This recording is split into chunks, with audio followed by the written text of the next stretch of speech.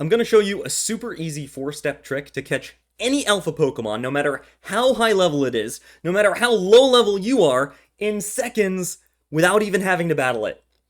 It's that good. And this isn't some made-up YouTuber trick. At the end of the video, I'm even going to link to footage of myself using this trick live on stream, under time pressure, catching an alpha that's about to despawn in seconds. Here we go. Step 1 out of 4. To start with, you need a Pokemon with the move Toxic, and you can get this really early in the game. The first way you can get Toxic, and probably the easiest way to get access to it, is to get the TM. You can find the TM in the Jump puzzle near the restaurant Wow. The restaurant is pretty easy to spot on the map, and you can get there very early on.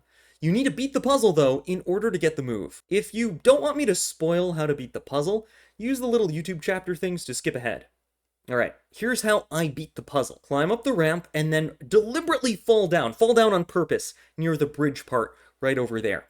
From this underneath area, it's a little dark, you can find a ladder. Climb that ladder to the upper portion, and now it's pretty simple, you just need to get over the gaps. You can actually roll with Y on the Switch 2 to do sort of a mini jump to get over small gaps. Although the real prize to this puzzle is a colorful screw, that's not what we're going for. Feel free to pick it up if you want, but we're going to climb this ladder to the roof. That's our real goal. From the roof, we're going to jump to the nearby roof where you can kind of see this pillar of light. It's a yellow pillar of light. Grab that Ultra Ball because inside is the TM Toxic, and now you can teach it to pretty much any Pokemon. The second way to get Toxic is to catch a Pokemon that already knows the move Toxic. I ended up doing this by accident by catching the Alpha Bellsprout in Area 5, which knew Toxic from the moment I caught it. But wait! Sneaky! Bellsprout is a Poison-type Pokemon!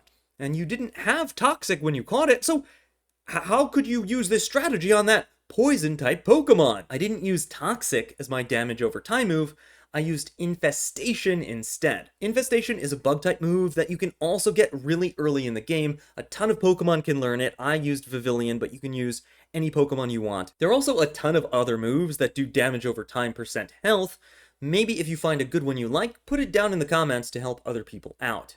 But now that we have our damage over time move, probably Toxic, it's time for part 2 of the strategy. Part 2 is Blitz. You want to run straight at the alpha Pokemon as quickly as possible. When you do this, make sure you have your partner Pokemon, the one with the move Toxic, out in front of you. You don't want to waste time summoning them, you want them to run in with you. The reason that you're running is because once you enter an alpha Pokemon's range, they will alert all of the minions around them to start attacking you. But before they do, there's a little bit of a time window, a little bit of a lag. Take advantage of that moment to run right up to them. Fearlessly, you only need to get one move off. Toxic. Target them with LZ on the controller and use Toxic on them. That's the only attack you'll be using for the entire game. It's really important that you get as close as possible so that the LZ targeting works. Now it's time for part 3. Run for your life! Now you are in the middle of it. All the Pokemon will be swarming you, attacking you, the Alpha's gonna be after you. You need to run for your life. Stop targeting, press B, and run. If you've used the move Toxic or a Burn or something like that, feel free to even recall your Pokemon using the down arrow on the controller for Switch 2. If you recall your Pokemon, they'll all target you, so you really have to book it and run, but most of the time they won't attack that often, so as long as you're running around making it hard for them to hit you, you'll probably be okay. But if they're targeting you too much, keep your Pokemon out as a little bit of a decoy. Your Pokemon doesn't need to do anything else, but they'll, soak up the damage and distract everything from attacking you so you don't get knocked out. I will say that if you're using Infestation instead of Toxic, you might need to leave the Pokemon out anyway. I'm not sure about that yet. We'll have to wait for the full details to be released on Sarabi, but just a heads up. Part 4, Chuck Balls. Once the Pokemon, the alpha Pokemon, is taking damage from Toxic, you want to throw Pokeballs at it as often as you can. I'm not kidding. Even if it's at full health, chuck Pokeballs. The reason that you're doing this is because you want to give yourself as many chances to catch it as possible. Just the fact that it's poisoned or burned or whatever will make your chances of catching it higher, even if it has a lot of health. And every time you throw a Pokeball, you have a chance to catch it. You want to give yourself lots of chances. Because after all, when it gets knocked out, you will have one final chance to catch it, but like what happened to me with this Houndoom, it might pop out. So make sure you give yourself as many chances as possible, keep throwing balls.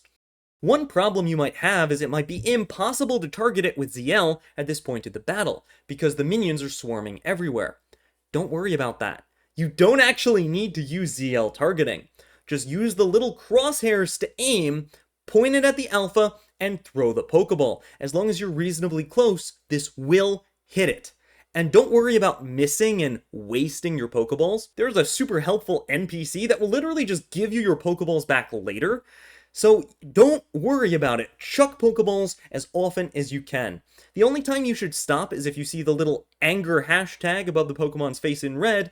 That means it's angry and you can't throw a Pokeball right now. But once that disappears, keep chucking them.